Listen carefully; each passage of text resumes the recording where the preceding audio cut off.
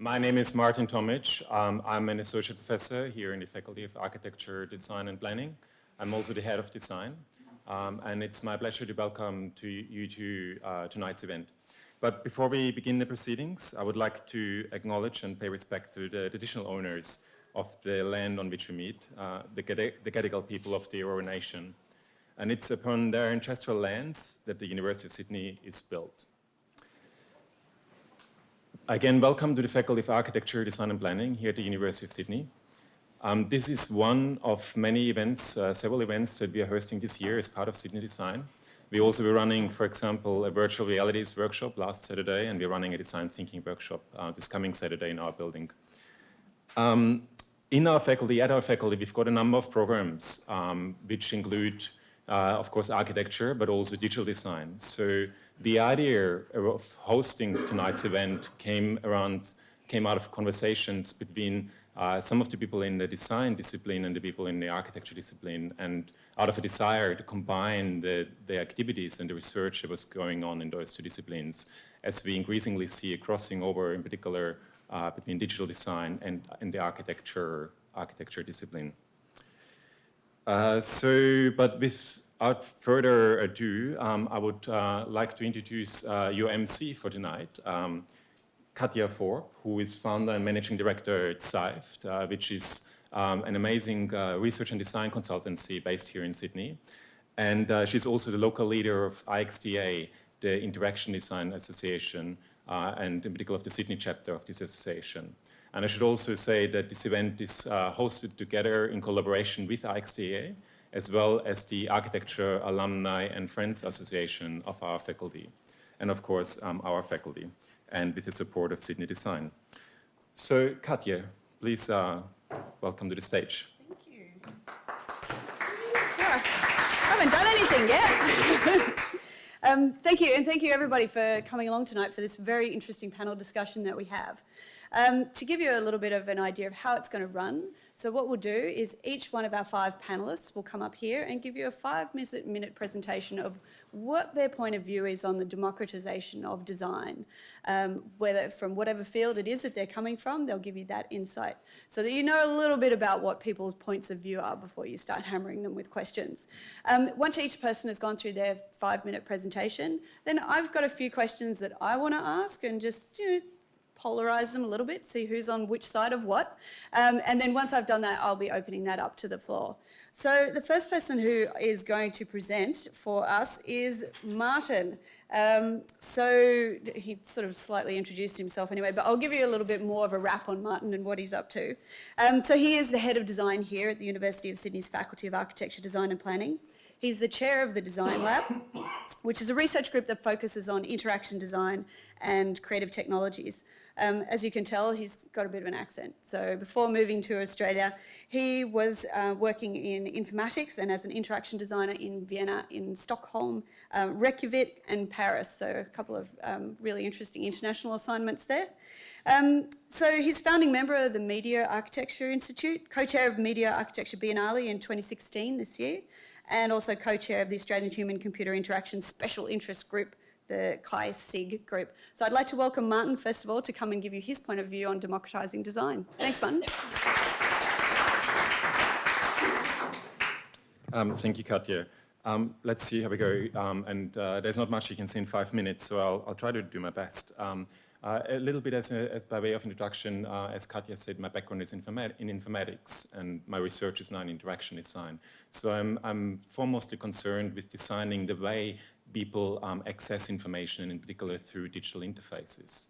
And so I want to look at the topic of democratizing design through the lens of technologies and how they provide access to information. And really, I'd like to start with looking at the printer as an invention, as a technological invention, which to a large extent also enabled some form of democratization of design. For example, in this way. And so it was just by simply printing out a sign and sticking it into the built environment, anyone is able to change the perception of the built environment, but also the way people move through a built environment or the way people perceive and behave in a built environment.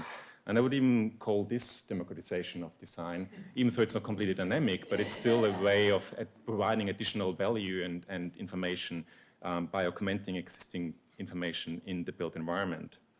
And the next important technology, of course, we need to look at is the advent, the invention of the internet, the World Wide Web. And I would like to give this particular example here, which is, who can recognize this?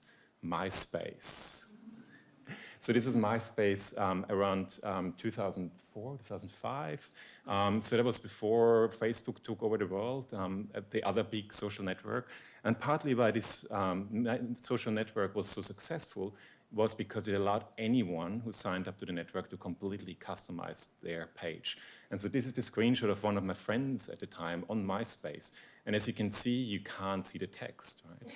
But she really, really loved this, and she was really, really strongly identifying herself with this page because she was able to design this page. But it's good design shall not be discussed here. The next, of course, important invention from a technological point of view is the smartphone. And if you're combining the smartphone with the World Wide Web, we can do great things. And the typical examples, the sort of poster examples that we all know, and maybe we'll talk a bit more about that later, are of course Airbnb and Uber, and I won't say much about them, but what's interesting about them is that they built the whole business model on those technical platforms. And if you look at advertising, Uber's advertising, for example, is always around their app that they build, right? And the app is sort of the interface through which we interact with the service. And the reason why these two particular providers or service providers were so successful and much more successful than all these established industry in those spaces is because they were able to provide a better experience for people at a more competitive price. And maybe one more thing that's interesting to think about the smartphone is that when Apple originally launched their iPhone, it didn't have an SDK. So an SDK is a software development kit which enables anyone to build an app. But for a year, there was no SDK, so there was no way for people to build an app. You had to partner with Apple. You had to be one of Apple's preferred providers to build an app that then Apple would put on your phone. With the invention of the SDK and Android then a month later launching their marketplace, it was suddenly possible to reach millions of people just by uploading your app into the App Store. And I'd also like to look very quickly at the technological invention of 3D printers, or 3D printing, which of course is always also mentioned in combination with democratizing design. And even though 3D printing may not quite be there yet for us to print our own phone at home, it's not even quite there yet to really mass produce physical objects. It is a great tool for designers and for anyone really to test out prototype. And that often then leads to projects that go on Kickstarter, and Kickstarter is another great example of how the web is being used to democratize design. And just by backing up a Kickstarter project, you also almost feel like you're owning a bit of design. When you're talking to people who have backed a project that then became really successful, like the Pebble Watch, for example, you get the sense of ownership in their conversations. And I want to end on this, which is a bit of my pet project and also sort of the focus on my research, looking at what happens if you combine the World Wide Web, the internet, with smartphones, mobile devices, and the city. And what can we do in cities? And there's, of course, a lot going on in that space around smart cities, and that's where there are a lot of interactions with architecture, the architecture discipline. And what's happening in smart cities is that we are putting more and more sensors into the built environment and collecting all this data about the city, right? And so currently, what's happening is that a lot of this data is still being owned by the councils, the cities, and it's kept in those walled gardens of control rooms where we, as normal citizens, don't have access to that, so we can't really easily build apps based on that data. But I like to think about the city as an operating system, and similar to the iPhone initially didn't have an SDK, the city and the city's operating systems don't have an SDK at the moment. But imagine thinking about a city and its data as an operating system and the many apps that people could build based on that data and building on the city as a platform. And scholars are criticizing this current approach of selling smart cities as a sort of in-the-box solution. And there's really an issue that we need to much more carefully think about how we can connect people that are living in those cities with information about their local environment. And there's some great movements going on around the world at the moment, like this Code for America, and there's now also Code for Australia, which is a very community-driven initiative where people are trying to build on open data, use open data to improve the government services and the services of the city. And again, that's a great example for me for democratizing design. And I want to end on those 3 points, which are from a technological perspective, and so thinking about the design of technologies, the key drivers for democratization of design. So we're having a lower entry to market costs because it's easier to quickly put things on the market. You don't have to invest in technology. It's all there off the shelf. Lower advertising costs and easier accessible channels, for example, by doing Facebook marketing or word of mouth via social media, and quicker and more direct access to customers as Kickstarter, for example, showed.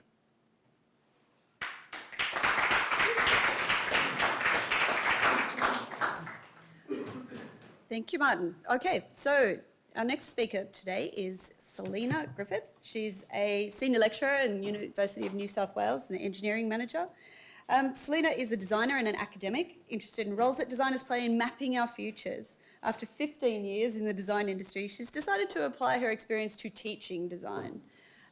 Designers make significant decisions in their work that, due to the potential scale of production, the impact on collective footprint, consumption patterns, well-informed decisions can make very positive change through reducing resource usage, proving considered end-of-life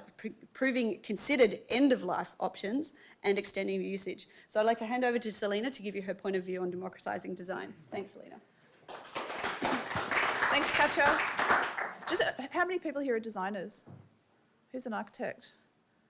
Okay, and an architect. Okay, I'm not an architect, so I'm ringing there. But I was quite interested about this concept of design and democracy because it's been something I've been thinking a lot about, particularly since running a couple of projects through Vivid this year. So when I think of democracy and where it fails, I think of these guys.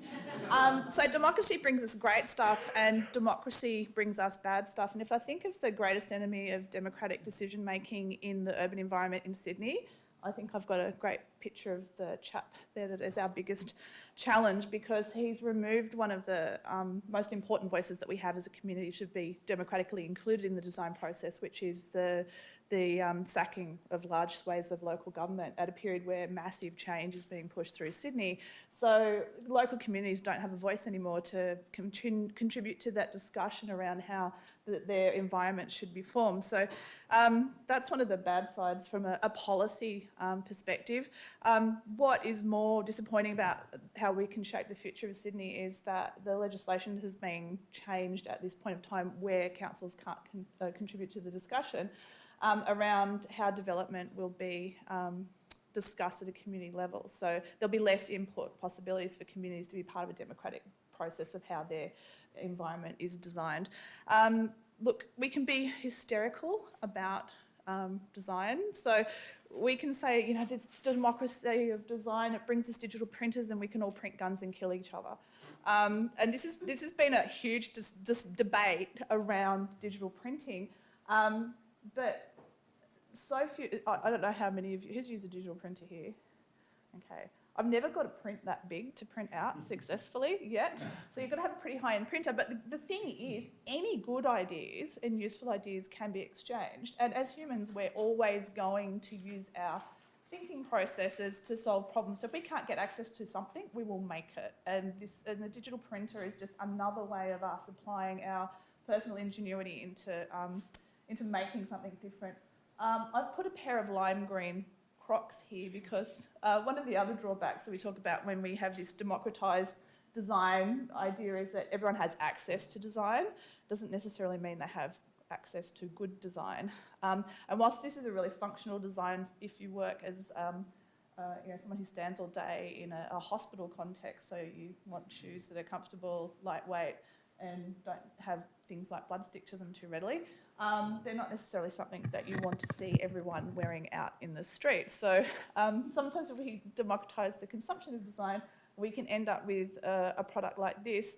From my perspective, and I spend a lot of time in the South Pacific working with small communities on how to solve their problems, these sorts of mass-produced democratised design consumption items are found floating everywhere. So single-use plastics, badly thought out materials applied to large quantities of consumer goods that are discarded readily because they're low cost and then end up being someone else's problem to resolve. So that can be an issue. Now, does anyone, this is quite a controversial building.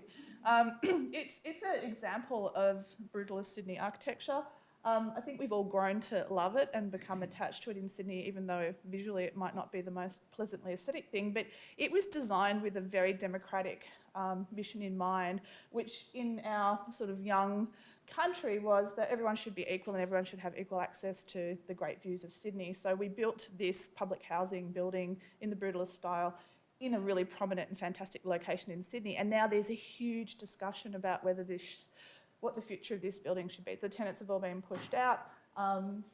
Who should have access? Do the poor people have the right to have the good view? Does the building have the right to remain? And does the processes involved in demolishing that take away our rights? I want to talk about the democratisation of the act of design. So these are my kids last night. They have 2 Arduino kits and a couple of spirographs there, and they're programming their own automated spirograph machine. So they're building their own toys, and they can find all that information on the web, which is fantastic.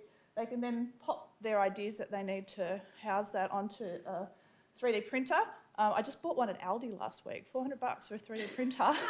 It works. That's democratisation of the tools of design. And this is me with a bunch of my students in engineering doing a co-design process to work out what their student experience should be over their time of their degree. So we're democratising the tools that we have to do design ourselves as non-designers and to create environments with others. And I think that's actually probably a very healthy thing to be happening. I have mixed feelings. You want to write? I'll just my last one. I have mixed feelings about the democratisation of design thinking, and this is why. You can't be a management accountant, do 2 days at the Stanford D School, and then be an expert in design. You can understand the terms and the processes that designers use, and you can apply them to create innovative outcomes in your organisation because you're the only person using that way of thinking, but you cannot be a designer. And I think this is a bit of a problem that we're facing as a profession. Our actions and our abilities are being overtaken by other people who think they're experts because they've paid someone to give them that knowledge. So democratisation of design is great. We should all let people do design, and we should all let people consume design, but it needs to be thought out in a way where we don't devalue the discipline of design. Thank you.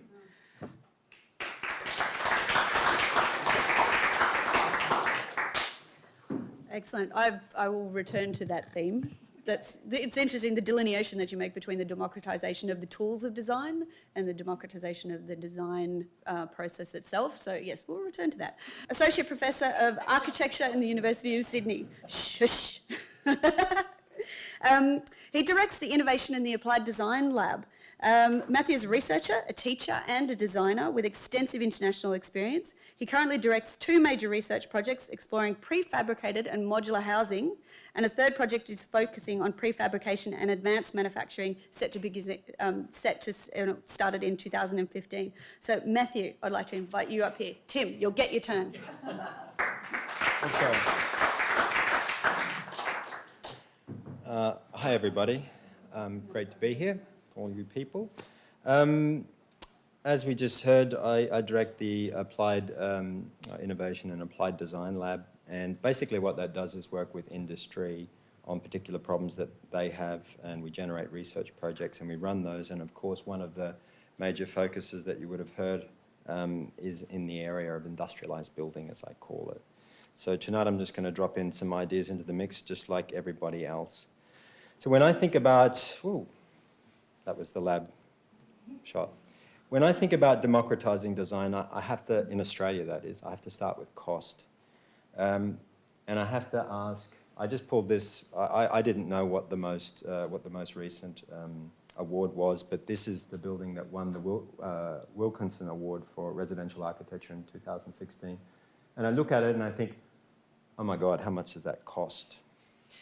And when I came back to Australia in 2010, I had a really sad realisation that all of that stuff that we teach students, all of that stuff we want to see in the magazines and that stuff that I taught as a historian of architecture, none of us will ever have a chance to participate in, which is one of the reasons why I supported this exhibition to come to the University of Sydney, which will be opening in October, and I hope everyone will come. But to me, these problems raise the spectre, indeed, the problem of the future of our profession, my profession, architecture, but indeed one might say designers. What do we do? Who do we serve? And what does the future look like? And I was going to say that I thought that we'd all agree that we all think on this panel that bringing the benefits of good design to a wider group of people would be a good thing, but we've yet to find out. Let's wait for the panel discussion. So the kind of realizations I had around cost and democratization of design led me into the area of industrialized building originally, because clearly mainstream design and construction practices are at a kind of impasse there, where a kind of naturally evolving change seems highly, highly unlikely at this point in time. But that hasn't stopped a lot of people, and I would include myself in that list, from trying to work in this situation and take this problem as an opportunity. So enter industrialized building. For the last 100 years, the idea of a factory-made house that could be efficiently produced, that would be low cost, that would be customizable to someone's site and to everyone's individual needs, has persisted like a kind of recurring dream, you might say, within the architecture fraternity.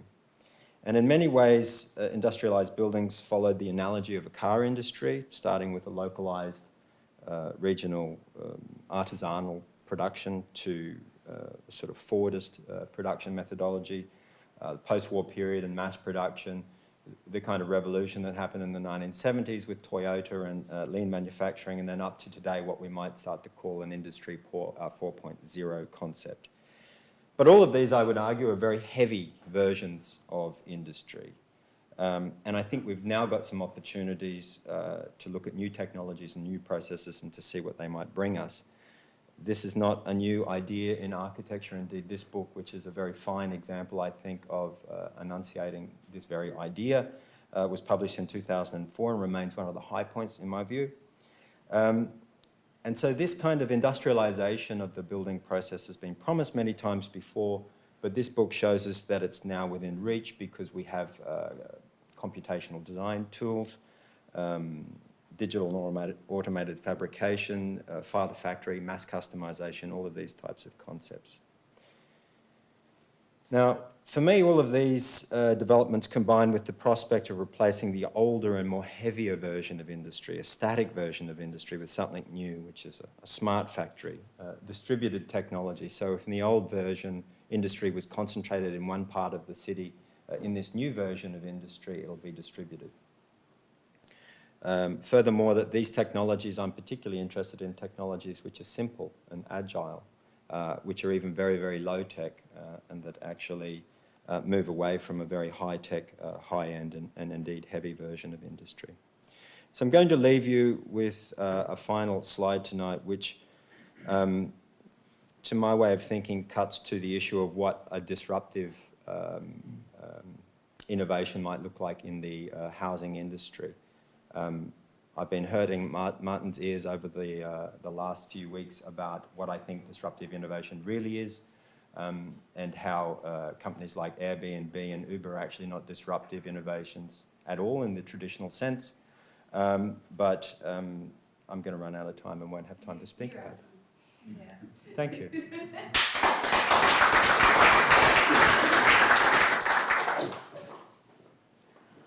Thank you. Yes, it'll be interesting to talk a little bit more about technology as we get into the panel discussion. SUP is a platform for strategic, open urbanism that transforms the way that we collaboratively develop our cities. Joanne leverages goodwill with unlikely allies and includes people in her projects such as UTS, ULab, Tokyo Code, City Switch, Groundbreaker, and weaves innovation and strategy into these new directions for urban life in cities in Japan, China, and in Australia. She's an architect and a researcher by training and author of international journal articles, and I'd like to welcome her up here to tell you what she thinks about democratizing. Thank you so much, Katja, and thank you so much for the invitation to be here tonight. So I'm on this one, aren't I? So I know nothing about cities because I grew up in a place in WA that looked like this, and these are all the people I had to talk to my whole childhood. You can see I really wasn't very happy about that. But cities are incredibly complex. The sorts of issues we're facing are just endless, and they really can't be solved by one person or one institution or one approach. And that's what I'm interested in. I want to see us have a city where there is sustainability and equity and that we all prosper. But we aren't really reaching that in Sydney. This is in South America. We don't quite look like this yet. But politically and socially, we're beginning to get cities that are turning out like this, with the great divide between those who have and those who don't. Now, if you want to participate in our city at the moment, and in its planning, you often show up and it looks a bit like this. It says people in a panel, it's a bit dry. Most people are white, retirees. They're usually property owners because they have vested interests. And you're missing out on all the young people, people who have the future ahead of them or who are going to be living in the cities. And often people, things get ugly and politicians have a lot to answer for. But actually, when we look at how city decisions are made, I think they look a little bit like this. And it's a really long tail approach. So if we imagine that this is WestConnect's arrows down here, this is, what's another big one? White Bay Power Station. You know, we have all these conversations over time about the things that matter to us in the city, and they kind of get jammed and culminated into these channels. And essentially, I think what we need is a new model, and I'm calling it strategic open urbanism, in which we're trying to, let's go back to that, actually get people involved in conversations at this end of the flowchart, rather than here when they're really angry about Sirius or they don't like what's happening at White Bay Power Station. And so SOUP is set up to be strategic in that typically decisions are made in that top half of the diagram, but actually how the rest of us operate in the world is kind of fluid and dynamic. And somehow we need to be able to flip that and work together much more in an integrated way between strategic or top-down decision makers or even the large-scale decision makers and us, who I call the open community, the rest of us who are interested and invested in seeing our city thrive. So when I say open, I also mean open-hearted, because for me, democratization is about goodwill, and it's about the way, the mindset that we bring into collaborating. And so I call those the greater community who are working with SOUP the willing and invested crowd, because actually beyond any kind of personal investment, they're invested in the greater good of the city. So what we're developing is what we call the Urban Operating System for Innovation. It's something like a place where there's problems and needs. They go through a whole lot of processes, and we come out with outcomes and solutions and continually iterate that. Essentially what I do is I'm connecting diverse people and a whole lot of tools, digital tools, online tools, but also a lot of face-to-face tools, to take problems through a kind of process that has a deep contextualization phase, bit of strategic design, and then collaborative innovation. And it really builds on lean startup methodology. But it says, actually, the most important thing are these crowds of people that support you along the way, because city planning is just so complex. We can't allow it to happen in the hands of one person. So historically and technically, we have a lot of evidence that this is a good way to actually approach the design of cities. We look at the history of technology has moved into one of interoperability. I've talked about the openness of the internet, and you actually see that culture is permeating into the way we run our management system. So companies are now running their teams like this, and they call them they have agile processes, they use scrums. Primary school and high school education is adopting this kind of learner-led learning. And you see digital platforms like Meetup are really facilitating face-to-face interaction. And you see crazy forms of mass participation in the city that are really enhancing that sense of collective production. And with digital products, we're only a few years away from this kind of change where we're suddenly all producers, and we've stopped being these mass consumers of just sort of the mainstream TV or mainstream internet companies. And actually we've all moved to the top right-hand corner of this diagram where we're all mass producers and consumers. On top of that, I'm really excited about this. No one else likes the casualisation of the workforce, but actually what it's driving is a huge sense of ownership and entrepreneurship in that upcoming generation. So we're really ripe for city planning to have a new approach. So I'm going to tell you a story. I set up SOUP 2 years ago, and this is a project we ran about housing affordability to try and bring people onto this process that I'm calling strategic open urbanism. So over 5 weeks, we had 200 collaborators. We always make sure diversity is the key thing behind people collaborating. So that's the sort of the range of different organisations involved. And then we go through this kind of flare and focus approach, as you would as a designer, but we do it with opening out to the crowd and then back into the team. And we run a whole lot of events where everyday people are actually coming in and using really conventional kind of design thinking tools and using those to sort of talk about city planning. And, you know, we're building to think and thinking big, and then tying that in with a kind of hackathon model where we're pitching ideas back after 6 weeks. So interestingly, that pilot spawned something called Big World Homes, and I'm going to tap into what Mathew finished on. Big World Homes is founded by Alexander Symes. I'm just going to, oops, there it is. Big World Homes is founded by Alexander Symes, who was one of the people who was an innovation fellow in my first pilot about affordable housing. Basically, it's saying that in Sydney, the missing rung doesn't have there between renting and buying. And this is actually a really exciting democratised design model for housing, affordable housing. It's a flat-packed home that comes on the back. It's on a sort of a wheel trailer base. The pieces for your flat-packed home literally arrive cling-wrapped over your trailer, and you and another person, only need 2 people, can put it together just using a hammer and a drill. So everything's pre-cut and pre-designed and pre-drilled. So it's a massive IKEA project, and that's one of the interior shots. And that's Alex, the founder, who is, you can see, standing around some of the panel pieces, explaining them. And this is the first Big World home actually ever being constructed. You can see in the top left there, it is on a trailer, and you can see the frame getting built. So it is democratising your house by bringing that together. But essentially, the idea is that these houses aren't something you would need to put on a land that you own. What we've established is a not-for-profit called Big World Communities, where we're actually enabling young people to buy these very cheap homes. They build them themselves, locate them for 1 or 2 years while they make their savings for what they want to do next on an urban wasteland that we as the not-for-profit negotiate for them. So big picture, we're working on the launch of Big World Homes right at the moment. We're looking for lots of groundbreaking ideas. We're also running a fundraiser innovation lab, and we aren't here to build homes. We want to change the world. So that's my pitch to you. Thank you very much.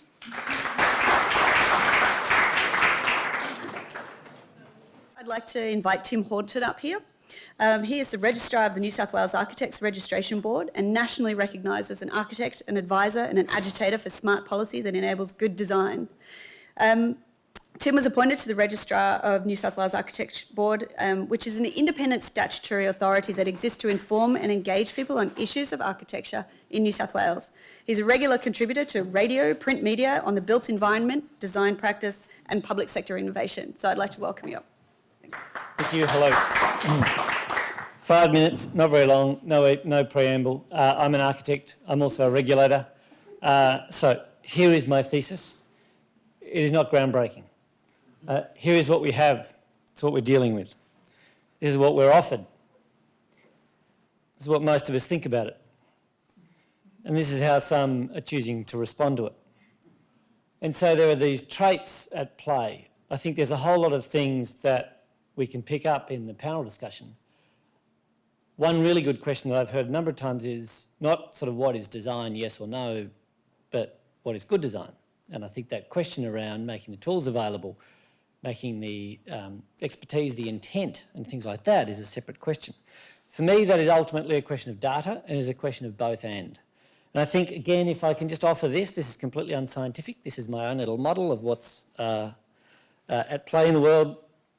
Often I think what we have is a series of tensions. The designers have often been locked in the quadrant of experts, if you know what I mean. And I think what we're doing is seeing that there are more inputs into democracy. If I can say, democracy has become synonymous with the idea of the vote. That's one thing we get, every 3 or 4 years or something like that. Whereas collaboration is something that we're beginning to use more often, which a friend in Melbourne defines as having the add, edit, delete rights for a thing. That's rather an interesting concept. For me, I guess I see good information, good data that feeds into the crowd coming from different places. I see, if you look up in the top left corner, take evidence and experts, and you end up really with the world of the peer-reviewed research, the deep dive university paradigm, etc. It's valuable. All these quadrants are valuable. The problem is we often see them as either or. And I guess we see them in tension. Evidence as different from experience, expert as different from everyone else, if you like. But maybe if we build up the levels of, well, the traits of data or the conduits or the sources of, we might understand more how to achieve a sweet spot. Between evidence, experience and an expert, we get the social sciences, we get the world observed, if you like. Between evidence and everyone else, we get the citizen science, counting koalas in our backyard, those sorts of things. And then we get what I call bin night, which is really, I don't know why my grandmother is in Castle Hill in a nursing home. All I know is it takes a shitload of time to get there. I don't know about government policy on how we fund nursing homes. I don't know about the federal-state relations on these sorts of issues. I don't know the quota on beds. I don't know the licensing system. I just know grandma is a long way away. This is the bin night experience of the world. And the point, I think, for those interested in design and the challenge of linking these quadrants is to understand that they all play a role. They explain the world, they observe the world, for example. They really explain how the world is lived. And the point for anyone interested in design and the role of designers, I think, is A, to lose themselves, because I think design has lost itself. I think design, in order to find itself, needs to probably lose itself. And it's something about understanding it's less of a discipline, it's more of a movement, and it needs to occupy somewhere a sweet spot between these 4 quadrants. I told you it was unscientific. The other thing I want to do is then create a little scenario. This is an Adelaide-based scenario, highly suburban, if you know what I mean. And the question is, how do we develop our cities? And my point here is maybe there are digital tools that may help us to do this or may hinder us doing this. This is the issue that you normally find in cities. This is an inner city area, it's heritage, a lane up the back. We know at the time that there's a forecast increase of dementia by 350%. There is an issue of people needing to stay where they are. They are discombobulated and disoriented when they move. How do we make that happen? How do we make it possible? This is the social dimension of the need to densify. It is a way of tackling the issue that Joe's talked about, that social resistance to things that are different. We put this through the lens too. Then we start to look at the ethnographic stuff around how cities actually are. We start to use design testing to explain to people at a public level what the options may be, any of these, all of these, let's talk about them. And then we come up with the model. The problem is, these are the barriers. They are federal, state and local issues. For me, they are both intractable and easy to deal with at the same time. And this is where, for me, the potential for blockchain comes in if designers want to deal with it. Now, we can resist it or we can embrace it, but there is a whole lot of stuff around how these automated processes can be capitalised for social benefit and for public good, or they can be privatised, a bit like the We Live thing. Fantastic model, but ultimately profits go back to a little company in New York, for example. The difference between corporate entity which has a social enterprise front versus a cooperative where things are shared. What do we mean when we talk design? What do we mean when we talk democracy? Interesting question. Nice, I posed it. This is Indy Jahar, shameless plug, in a couple of weeks' time. Sydney Architecture Festival has Indy out. Indy is very much into this sort of space around social good, public good. He wrote the Compendium for the Civic Economy in the UK, which is an awesome thing about how people are getting together to do these things for themselves. He's also one of the co-founders of WikiHouse, which for me is a classic case of this point between the speakers, which is it has democratised, it has made open, it has made modifiable, add, edit, delete rights are in there. And you end up with a detail like that, which you'd be failed for in first-year architectural design. But you know what? It serves a purpose, and it serves, most importantly, a public good, which ultimately is why democracy exists. Thank you.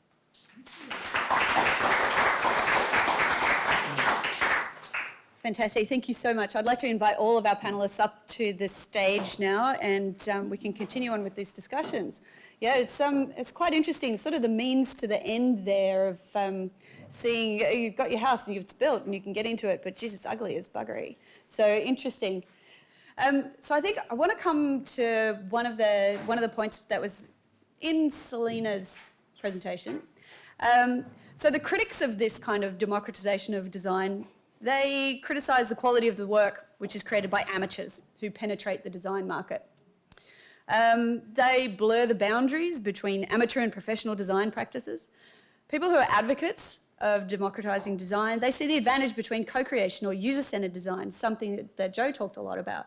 So I'd be interested to hear from the panel, do you consider yourself a critic or an advocate given those lenses? Which point of view resonates with you? I think I'll start with Selena on that one. Oh, I wear both hats. No, you don't get to say both. I'm a great advocate for the practice of good design and a critic of the practice of, well, the unprofessional practice of poor design. And as a result, I'm very interested in how strategic design can change the way that we do things in all organisations. And design brings advantage in context outside of the traditional, I'm doing product design, I'm doing services, I can design internal systems or I can design a new culture.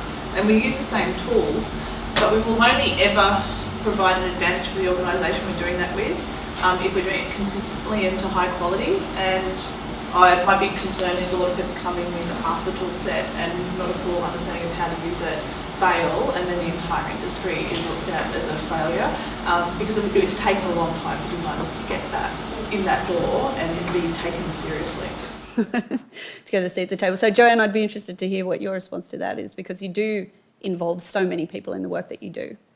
Well, if I think about the project we're doing right now, there is an extremely talented expert architect who's created that home. And then, in a way, we have democratised it, a kind of part of strategic design so that people can participate. So I'm probably wearing both hats too, because I really think, and I reflect on what I'm doing, there is no way people in a room with post-it notes could come up with the kind of innovation you see expert designers coming up with. But yet I think there is a really strong stewarding process, that opening of that design process and that methodology can enable. So do we have to have that expert to be successful in design? Does that expert need to be in the room? Tim? The experts are being redefined. Experts have for a long time been happy to sit in their office at the end of the corridor and probably not engage with the world. I think the question is, it's very interesting. I always find it fascinating when we use terms like good design, so do I. We don't invest enough in the infrastructure of what we mean by that, and we don't have, if you like, we don't have an established gradient. We don't have an agreed gradient, and I think the sooner we get to both ends, the better. So I showed the last detail, which again I would have been failed at university. It wasn't even well cut, if you know what I mean. And yet, it serves a purpose. There's a whole lot of people who are in the board from time to time who don't have $14.5 million, by the way. And so I've got 150. So at that point, what can I do with what I have? And so I think you do need an expert, but expertise needs to change too. And we need to work with both ends and understand how we do that. And I don't mean that we need to define in terms of codify, but we need to agree what those gradients look like. Joe had a ladder. The Danes have this great sense of how design is applied in a business, which you start, design is evident in the product that a business does. And they do that by outsourcing it to a design house, and they get fantastic and they flog it. Right through to designers use as a strategic tool throughout the organisation, for HR, or marketing, or everything. And there's these grades. And what they do is they basically rate a business and say, well done, you're on first base. Others, by the way, they're on fourth. Now, the way you get from first to fourth involves a series of things. We need to upskill this, and you need to develop things on that, standards and protocols, whatever. So there's quite a dramatic approach to how you move through the steps. For us, we sit here, I don't do it all the time, arguing about are you or are you not for design. You think, well, the point is what's good, the point is how to define that, and you don't need to exist at all ends of the spectrum. Yep. So that's quite an interesting point, and this isn't a new concept. So I think it was Clive Grendier closed the design session back in TEDx Leeds 2009, saying every decision taken anywhere is an act of design. Is that true? Can you say anything is design? Martin? Well, there's also this saying that we're all designers because we choose the clothes we wear in the morning. Does that make us a designer? But then I think the counter-argument to that is we're all counting our own change when we're going shopping. Does that make us an accountant? So I think it's again, it comes down to the definition of designer, like how do we define a designer, right? Who's the expert? Is anybody game to have a go? We need to distinguish also, I think, when we're talking about democratizing design in the examples I showed. Is someone designing something to bring it onto the market, or is it just because we want to change our own experience? And maybe others might benefit from that as well. So I was showing, for example, I was talking about MySpace, right, and the way that it enabled people to design their own page. And what's also interesting to know or to think about is, I just read it recently, apparently 25% of the internet runs off WordPress. So that means 25% of the internet runs off an open source platform, which is pretty amazing. But at the same time, some people say it's only 25%, right? So we need to work on the other 75%. So before I throw it out to the floor, I'd like to touch on the 3D printing. So there is a lot of development and growth in 3D printing technology, which is pitched as accessible to all. And product designers, engineers are very directly affected, and there's fashion design disruption coming from people being able to print their own fashion and things like that. How will this affect architecture? I think I'll throw that one to Mathew. That's a very good question, because architecture is big, and there's a fundamental issue of scale that I don't think has been resolved yet. So obviously, anyone with architecture students in the room would know that it's fantastic for making our models, our little prototypes for our projects along the way. But when it comes to real building, big building, that's an interesting question. I mean, I look at it as a question of scale. We're interested in doing some research in our lab with full-scale projects using concrete. One of my favourite ways of thinking about this problem is that essentially current building practices is like a very low-tech version of 3D printing. All you're using is a crane that has a bucket of concrete hanging from it, and it's been 3D printed. So the future's already there. Is anybody else using 3D printing in their projects in a way that you would consider democratising? Selena? I think 3D printing is democratising 3D visualisation for many people. So my 9-year-old came to me with a thumb drive the other day and said, I've got an assignment due for school tomorrow, can you print it out for me? And he downloaded the HMAS Spark Endeavour, and he'd made a diorama, and it was too hard to build a boat out of cardboard, and he found a file of it online and wanted me to go into work and print it out. And I thought that was like very resourceful, and he's had to learn how to rotate things on 3 axes at night, which most kids don't do. So he's now very literate, and I think that's a great thing for people to understand their environment better in 3 dimensions rather than in the 2 dimensions as most people navigate it. It's very interesting because what happens there is the client changes. So your son may not become a designer, but he may become an astute client. The D school accountant, I come from all over economists, I totally agree with everything you said. They've never been to D school, so they're completely unreconstructed still. The accountant who does go to D school can become your most valuable ally as a client. And so the other side of this is, if we weren't defensive, not suggesting that, but if we weren't defensive and we said, the more people understand design and play a role as the financier or the local councillor or whatever, then that's got to be a good thing, right? And then the challenge is, especially as a regulator here, the problem is that industrial designers, forgive me, information's about 20 years old, used to love the yoke and applying what they used to call virtue, which was the liquid paper to create that little sparkle on the, they were so impressive. But you end up then being familiar with the tools of the guild, and locked in them in some ways. You know, I can tell you, it's design, it's sketch design, design development, contract documentation, contract administration for an architect. They are hard and fast. And you end up being so codified that when the client comes in and says, I don't want this, I want that, they kind of go, well, it's got to be one of the four, which one is it? And so actually what this does, if designers don't move with things and embrace and lead, and understand that it can also inform the client as well as, you know, maybe they're not trying to compete. Maybe what they're trying to do is understand. I think that's an important difference. I think it's being a bit precious. Yeah. There's a paradox there. I remember a mutual friend of ours, Tim Hill, a great designer, a great architect, once said to me that in the world of interactivity, he would go to a meeting and present his designs to the building committee. And the first thing that they would do is start changing things, because that's what you did.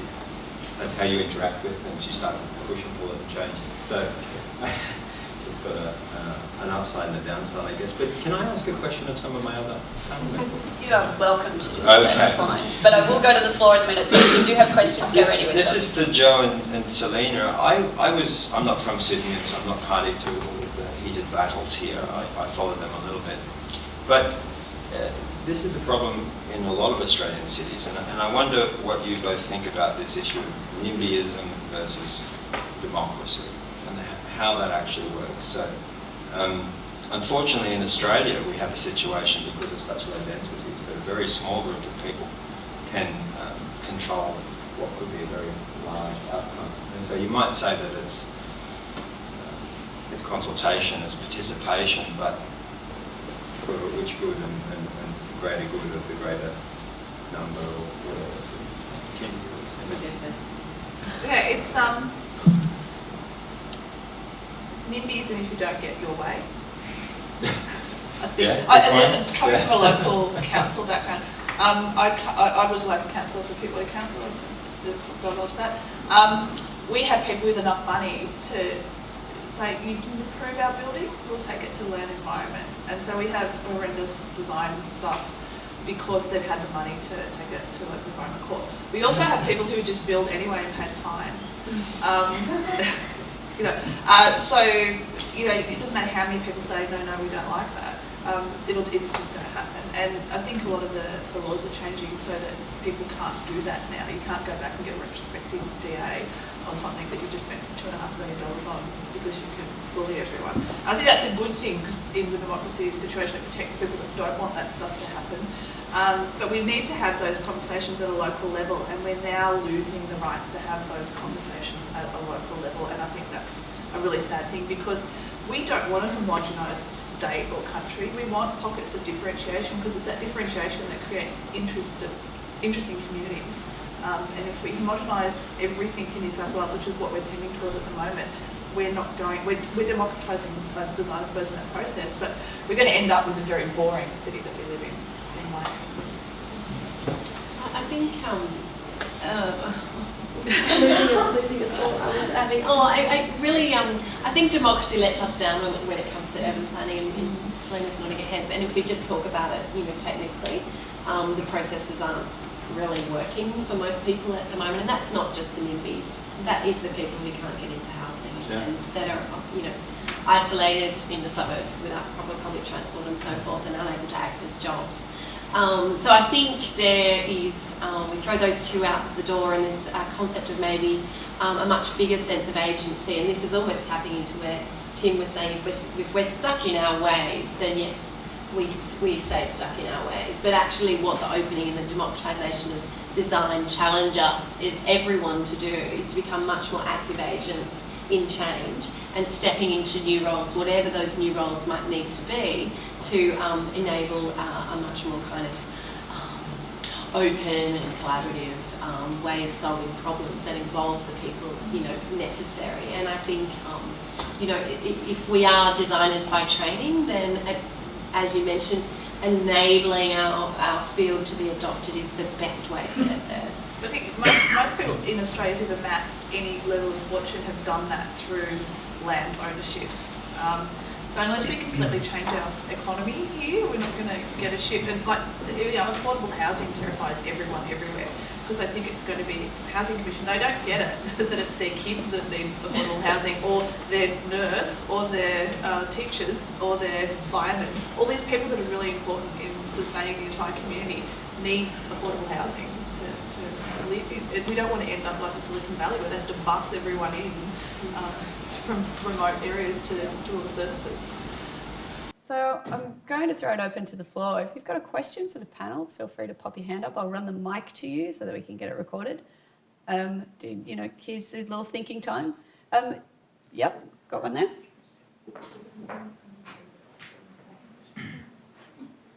Hi, how this works. This is Director 21 in particular. It'll take me a little while to get there, so bear with me. But there's a lot of thought at the moment about the nature of employment and work and society. I think the most recent sort of report from the Australian Productivity Commission over last year found that as much as 40% of jobs might be obsolete by 2025, like the 1.3 million professional drivers, service clerks, et cetera, And as we, again, sort of in Boston, a recent survey found 50% of under 30s were freelancers, not actually in full-time work. So as we reach this sort of mass social change and we have this transition from fully employed workforce, which is what we've been aiming from for the last 100, 150 years since the Industrial Revolution, and a lot more free time, a lot more downtime, and people basically having this democratized access to manufacturing and to perhaps design thinking. How do we ensure accessibility so that those who don't have the background to perhaps access these tools can do them? In the same way as computer literacy might have been an issue 10, 15 years ago and those sort of things. How do we address design literacy and the accessibility of these things so people who have no background and suddenly have access to them? So I'm going to jump in first because I think Jo needs to answer this. Because of ULAB, because of the bike tank. So there are models, but it calls for designers, small d designers, to think beyond a project and a product and a brief, and to do the whole courageous thing of saying we're going to adopt a position on the fact that there has been failure in X, Y, and Z, or that we don't understand A, B, and C, and that we need to host this conversation. Now, to make it real, designers need to understand the political economy, how decisions work, and we don't. And we don't care, which is why we always feel slightly irrelevant. And deeply I mean that. So Bike Tank is different because Bike Tank worked with decision makers to get the imprimatur that was needed to engage the public through design. Okay, so Bike Tank, Tim's referring to a project I did over 5 years ago now that was a precursor to SOOP. So it was an early open innovation project to get people into the room to openly design ideas that were broken for cities. I really like your question because accessibility is the big thing that I'm constantly trying to address around housing and also voice, basically, and intergenerational accessibility. And I think there's two things. I love the boom in entrepreneurship at the moment that's happening everywhere, and the fact that the internet enables anyone to learn how to set something up and run it themselves. Entrepreneurship may not be the only word to use to describe that, but actually the younger generation are incredibly empowered and enabled in that way. And the other thing is, I think there needs to be much bigger responsibility in society to fund and support social ventures, so things that may have a business model behind them but are essentially achieving a social entrepreneurship outcome, which is usually things like accessibility, openness, and equity and equality. So I think they're really powerful tools, and I've seen them make incredible change outside of government. Yes, with political economy advice and always some funds and plenty of backing and power to help things tip over, but actually a kind of a democracy, democratization of that agency or that power will enable that accessibility to be, given to people. It's happening in two movements. So you've got the collaborative consumption movement, and you've got the maker movement. So you can go join a makerspace or be part of a makerspace and have access to all the equipment you need without having to own it yourself. So you're collaboratively consuming the services and learning those skills, and then you become a member of a community. This is what young people are really good at. So they just go and say, I don't know how to do any of this, can I watch you, can you show me how to do it? Whereas we all go, I'm an expert and I don't want anyone to tell me how to do it, and I'm just going to pretend I can do it. So it's a totally different mindset. It's being happy not to own everything. It's being happy to own that you don't know how to do everything, but you're willing to learn. It's a different way of doing things. I'm still kind of interested in the first part of your premise, which is that there's this huge change that's about to be unleashed on us. And I'm not really sure how accessibility fits with that. So it's accessing the tools of design or making sure that people in this new world, this brave new world that we're headed towards, where 10% of people work. And I think it's the social contract that society makes with its governors that we were promised, perhaps, the previous generation was promised you work hard, you will succeed financially better than your. So what is the promise to the sort of the current generation that suddenly the work is taken away and you lose your means of consumerism? And in the same, perhaps the church was the meeting place of the 19th century, the shopping mall of the 20th century, perhaps the makerspace is the meeting place of the 21st century. But it's I think the bridge from these people who are suddenly disenfranchised, how do they transition to this new society, the brave new world, perhaps? Of course, it's a bit of a leap, to say that it's all going to go this way, but I'm more interested to work out what they do. that's it. A lot of time. They spend around making things. So do you need a clarification of makerspace? Me? No, it's not. Okay. Are there other questions from the audience tonight? You have all the wrong shoes. Hello, hi. Just a question to the whole panel. That for kind of decades we've talked about collaboration and co-design, and now you guys are talking about democratization. I'm just trying to understand how that's any different in relation to getting people to participate. Are we just talking about different words for the same thing? Great question. Maybe I'll start. I see them being very different things, but there might be disciplinary differences. So as an interaction designer, for me, co-design, participatory design means we're involving our stakeholders in our design decisions and in the way we're coming up with design. And that has been around for quite a long time. For example, participatory design in our field is coming out of Scandinavia, the practices, design practice in Scandinavia. Whereas the democratization of design is, to me, is a more recent movement in that it's actually enabling people to develop new products using existing tools that are now suddenly affordable and easier accessible. So they don't. It comes back to this question: do we need an expert designer?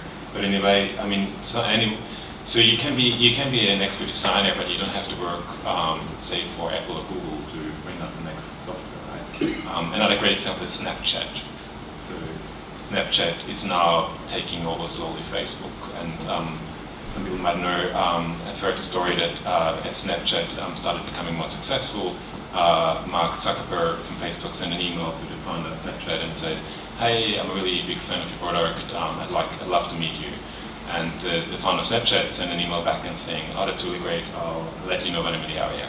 It's Bali. And he obviously didn't want to sell, and now he's succeeding Facebook. So in a way, he didn't have to work for a big company to make a big business. And all the examples of Airbnb and Uber are also sort of coming out of these small businesses.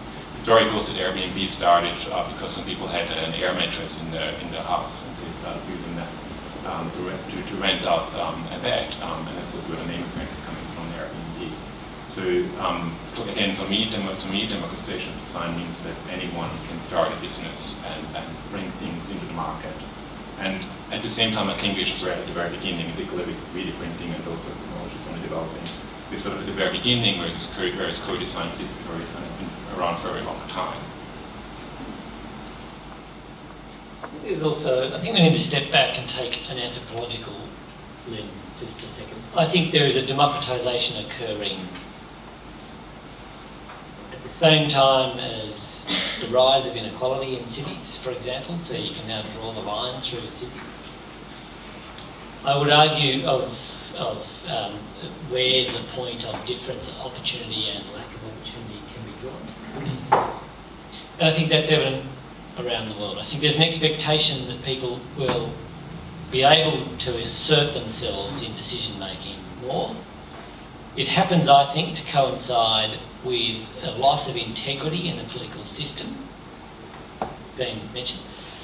So in some ways I think there is something bigger going on in terms of a meta, and we are trying to understand what that means. I think tonight what we're doing is saying, what does that meta mean when applied to a particular discipline?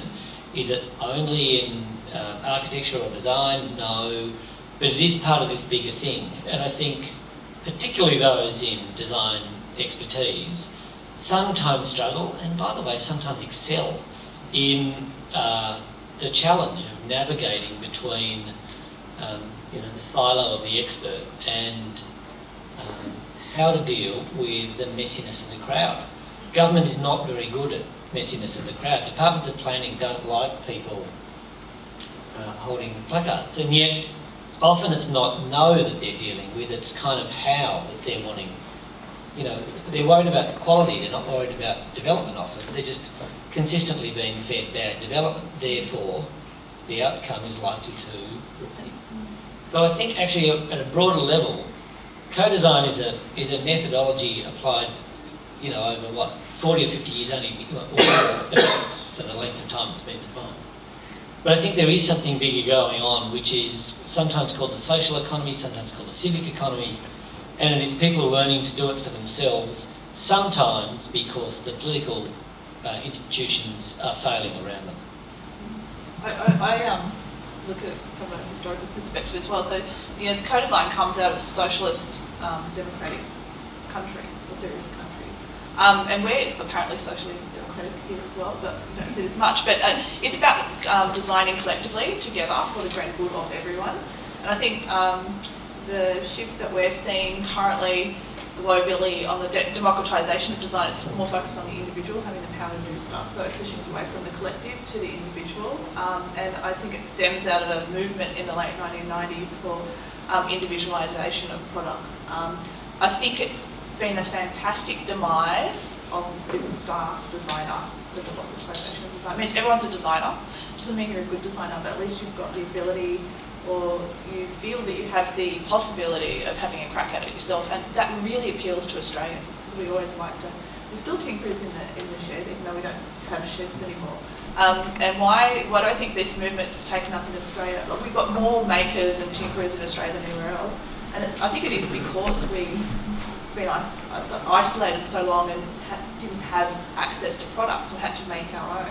And there's still a little bit of that culture left here, and I think that's why we're quite good at taking up on this democratic design thing and having a go at it in small groups or on our own. We've got time for just one more question. Yep. Martin, this one's for you.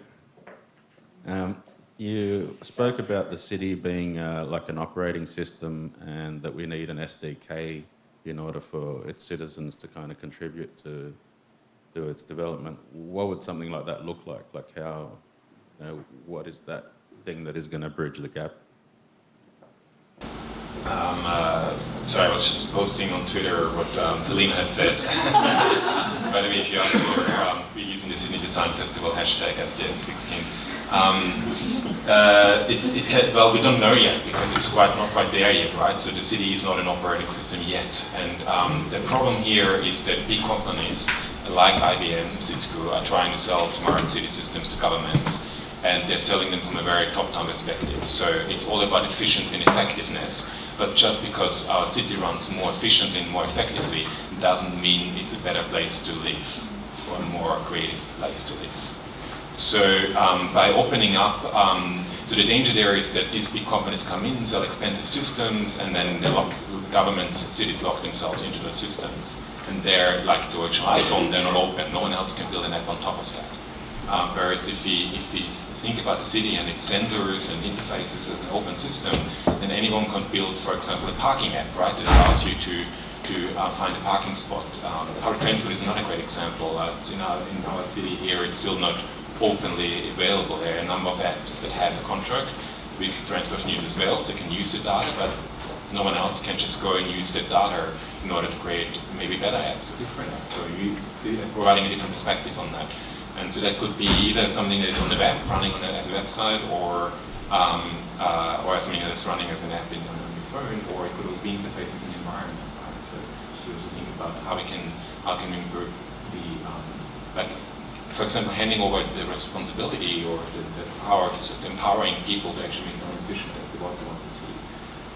Another great example, pedestrian traffic lights, where they've now introduced countdown timers, you might have seen those, for pedestrians, and they're very car-centric, the way they're designed. We're showing you how much longer you have to cross the road until it turns red, which we don't really care about as pedestrian, because once we're on the road, we have to cross the road. But it's designed so that the road is cleared very quickly so the cars can come through. Right? For us, as citizens, as pedestrians, it's more interesting how much longer we have to wait for the next green, for the next green fence. So we need to think, and that's a sort of the human-centered approach also to designing the human fences. Can I answer your question with, I suppose your response was about knowledge and processes and systems for the SDK for the city. But I suppose if we look at where the blockchain is going to take us as a value exchange system or a methodology to democratise business, essentially, or any kind of exchange, then I think that might become a really interesting base or platform to think about cities as well. Because the internet's fine, but actually it doesn't always enable all of those important processes that happen in the city. I want you to all join me tonight in thanking our panel very much for their thoughts.